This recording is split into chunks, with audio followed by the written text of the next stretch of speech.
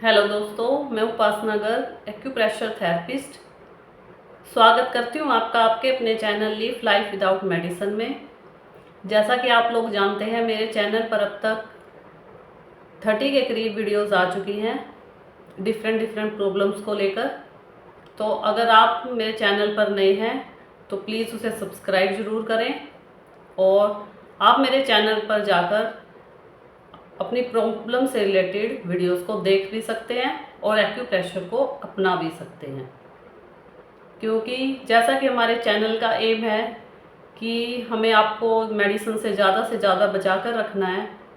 तो ये तभी पॉसिबल होगा जब आप एक्यूप्रेशर को ज़्यादा से ज़्यादा अपनाएंगे और उसे फॉलो करेंगे। तो आज की इस वीडियो में मैं डिस्कस करूँगी साइनस या साइनोसाइटिस के बारे में। अब साइनस या साइनोसाइटिस क्या है, देखिए ध्यान से। जो हमारी दोनों आईब्रो हैं, इनके बीच में इस जगह पर जहाँ हम तिलक लगाते हैं या लेडीज़ बिंदी लगाती हैं, यहाँ पर एक साइनस कैविटी होती है।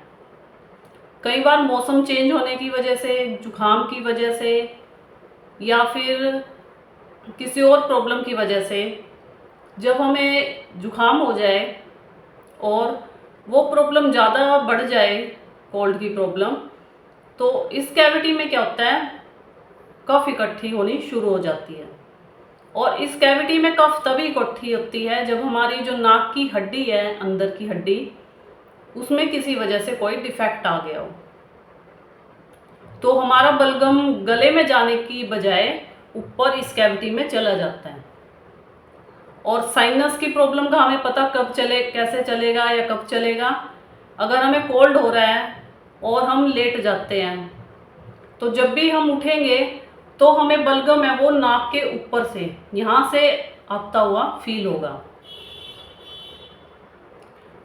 ये इसी वजह से होता है, साइनस की वजह से उस कैविटी में बलगम इकट्ठी हो जाती है और जब भी हम लेट कर उठते हैं तो हम वो जो बलगम है वो ऊपर से नीचे की तरफ फ्लो करता है।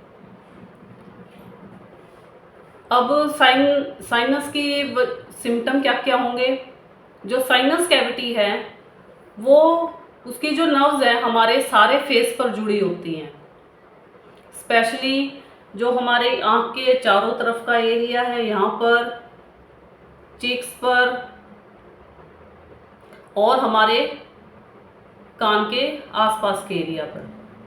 तो अगर हमें साइनस कैविटी में इन्फेक्शन है तो हमें ये सारा जो एरिया है वो बिल्कुल जकड़ा हुआ महसूस होगा, जैसे हमारे फेस को किसी ने पकड़ रखा है।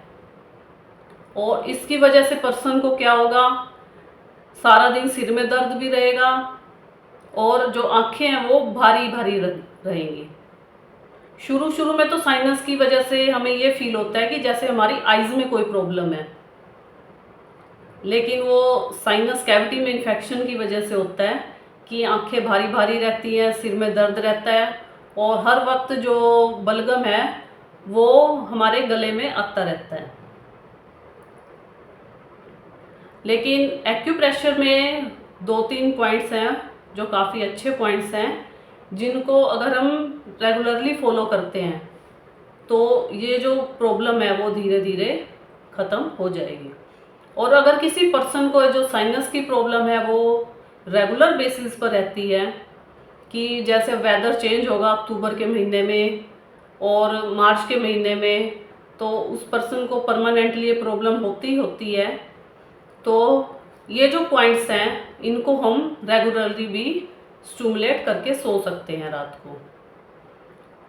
और ये सिर्फ सर्दी या मौसम चेंज की वजह से नहीं होती साइनस की प्रॉब्लम। इसका एक रीज़न धूल या धुएं भरी जगह से भी हो सकता है।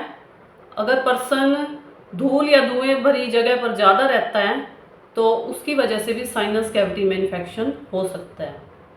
तो अगर किसी पर्सन को साइनस की प्रॉब्लम है तो उसे धूल से और धुएं से थोड़ा परहेज करना होगा। तो चलते हैं पॉइंट्स की तरफ। पॉइंट्स जो हैं वो हमारी फिंगर की टिप्स पर हैं। देखिए यहाँ पर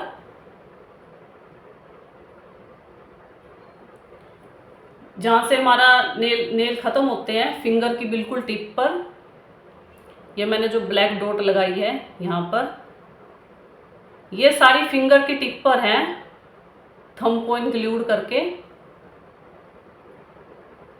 और ये दोनों हाथों की उंगलियों पर और दोनों पैरों की उंगलियों पर है। और जो ये पॉइंट्स हैं साइनस का जो मैंने अभी दिखाए हैं, ये साइनस के केस में मैजिक की तरह काम करता है। अगर हम इस पॉइंट को दोनों हाथों पर, दोनों पैरों पर रेगुलरली ही स्टिमुलेट कर लेते हैं रात को सोने से पहले, तो हमें ना सिर्फ साइनस और बल्कि जुखाम से भी पूरा सर्दी का सीज़न आराम रहेगा। तो इसके लिए क्या करना है, हमें जो हमारी फिंगर की टिप्स है उनको इस तरह से दबाना है। यहाँ थोड़ा प्रेशर है वो हमें ज़्यादा देना है,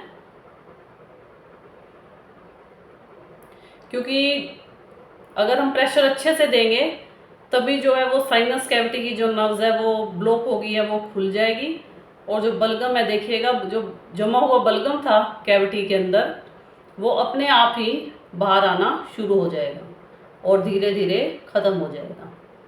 एक तो हमें इन फिंगर की टिप्स को इस तरह दबाना है,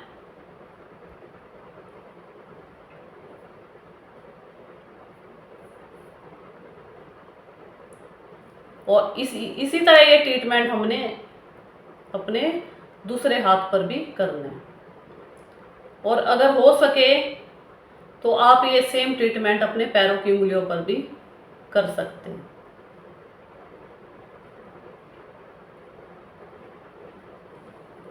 और सेकंड स्टेप ये रहेगा कि अगर आपको थोड़ी प्रॉब्लम ज़्यादा है तो ऐसे ऐसे छोटी छोटी पेपर टेप कट कीजिए और पॉइंट्स को अच्छी तरह 5 मिनट तक स्टिमुलेट करने के बाद सारे पॉइंट्स पर ऐसे एक एक सीड लगाकर सो जाइए।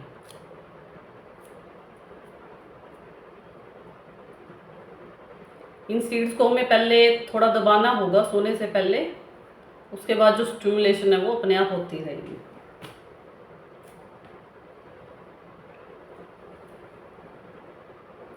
ये सीड भी हम अपने दोनों हाथों की उंगलियों पर और पैरों की उंगलियों की टिप पर लगा सकते हैं। देखिए मैंने तीनों उंगलियों पर लगाए हैं, ये आप दोनों हाथों और दोनों पैरों पर ट्रीटमेंट कर सकते हैं।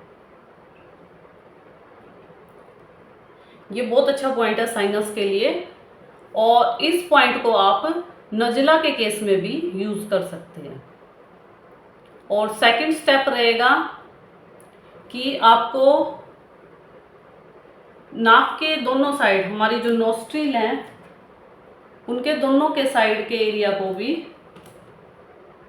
अपनी फिंगर से दबाना होगा, क्योंकि साइनस में जब बलगम इकट्ठा हो रहा होता है तो हमें ये फील होता है कि हमारी जो नाक है वो बिल्कुल ब्लॉक हो गई है।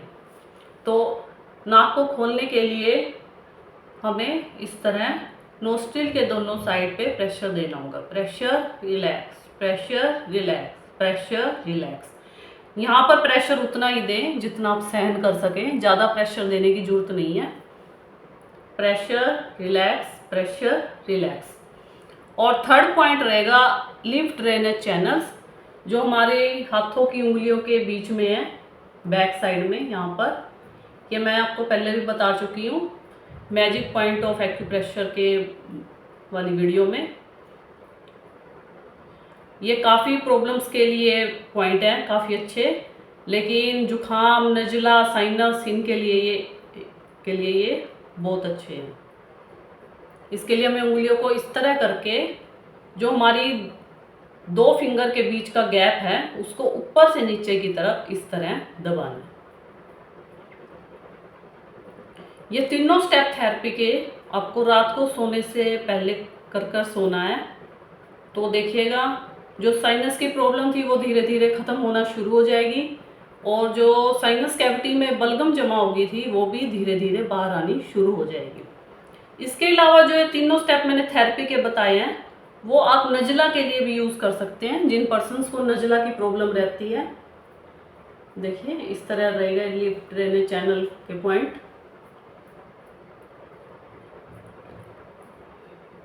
ये लिम्फ ड्रेनेज चैनल तो आप बिना किसी प्रॉब्लम के भी अगर रात को एक बार स्टिमुलेट करके सो जाते हैं तो हमारी बहुत सी ऐसी प्रॉब्लम है जो हमें पता भी नहीं चलेगा कि कब अपने आप ठीक हो जाएंगी।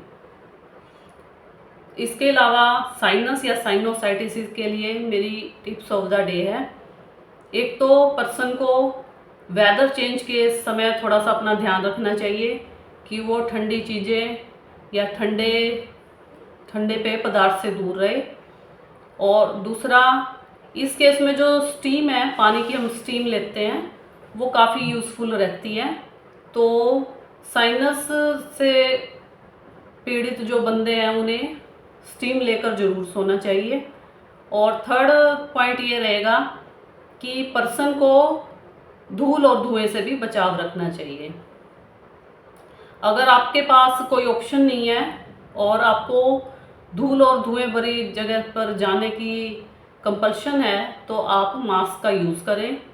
इसके अलावा मौसम चेंज होने पर भी हम मास्क का प्रयोग कर सकते हैं, क्योंकि जितना धूल या धुएं वाली हवा है या ठंडी हवा है हमारी नाक के अंदर जाएगी, ये प्रॉब्लम है अपने आप ही क्रिएट हो जाती है। तो आप मेरे एक्यूप्रेशर पॉइंट्स को और टिप्स ऑफ द डे को फॉलो कीजिए। देखिए आपको इस प्रॉब्लम से 3-4 दिन में ही आराम मिलना शुरू हो जाएगा, लेकिन जो ट्रीटमेंट है आपको काफ़ी दिन तक करना पड़ेगा, हफ्ते 10 दिन के लिए। और अगर आपको ये प्रॉब्लम पूरा ही सीज़न रहती है कि अक्टूबर से शुरू होकर अप्रैल तक, तो आप इन थेरेपी के स्टेप्स को रेगुलर बेसिस पर भी स्टिमुलेट कर सकते हैं रात को सोने से पहले। इनका कोई नुकसान नहीं है। तो बताइएगा आपको मेरी वीडियो कैसी लगी। मिलते हैं नेक्स्ट वीडियो में नई जानकारी, नए टॉपिक के साथ। तब तक के लिए bye. Have a healthy life.